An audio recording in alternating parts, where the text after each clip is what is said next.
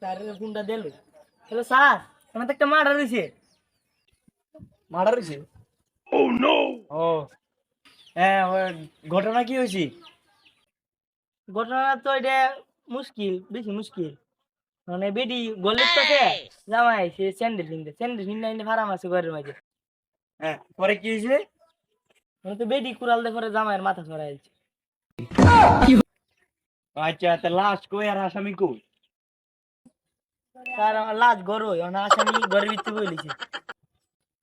তুই অনেক কার রিসার্চ করে এই চুলটা ধরে আনস্তা করে বাইরে দেয়া। না স্যার, ঘর তো শুয়াইছে না, ঘরের ভিতরে যাওয়া যেত না। গেলে আইন ও আচ্ছা আচ্ছা, তো এক কাম করো, তুমি আয় করো, পরে ব্যাপারটা আমি দেখতাছি। আয়। ও স্যার আমি আয় করতেছি। আচ্ছা পরে কল কাটি। যা তোর নাই পরে ফিরা ঘর বালালে ফিরা আমার মাথা মতা পুরো